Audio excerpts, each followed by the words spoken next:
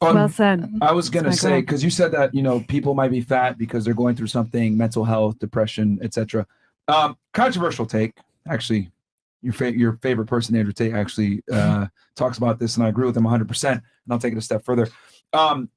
Depression, long-term depression, isn't real, and what I mean by that is being depressed is a valid feeling, but long-term depression is typically a valid response to long-term failure.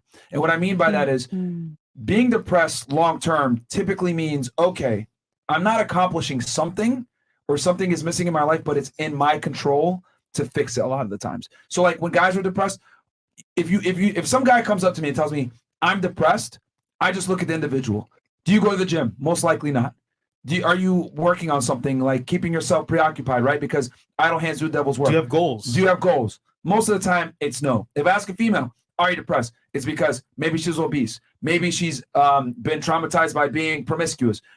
She's made bad decisions that potentially led to her being in that state. But a lot of the times, it's self-inflicted and it comes from long-term failure.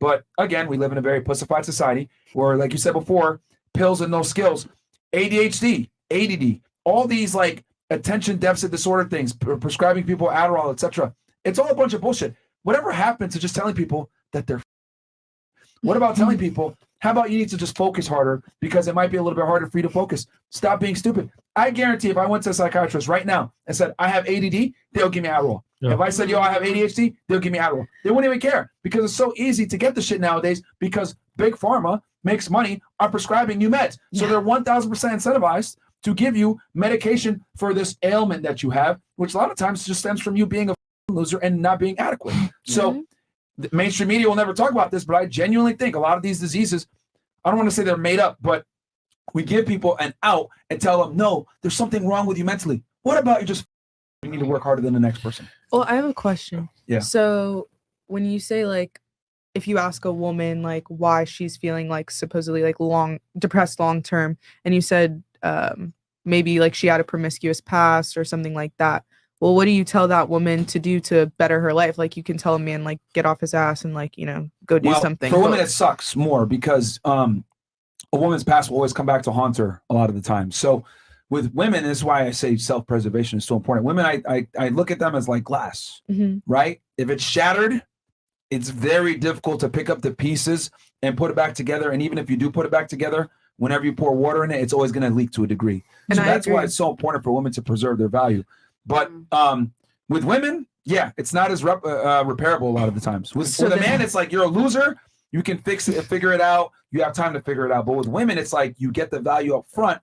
So if you spend your millions that you got given to you, you're kind of fucked. And I think one of the major reasons why women are depressed nowadays in 2023 is because of social media. Yeah, because girls want to compare themselves to other girls, and all of a sudden they're like, oh my gosh, you know what? I'm doing well. All of a sudden they see a girl with a husband or wife, and like, damn, where am I? What's going on? Because I've met girls who don't have social media, and they're happy as fuck. Like they're humming, doing certain things. They're like not even. They're just happy individuals.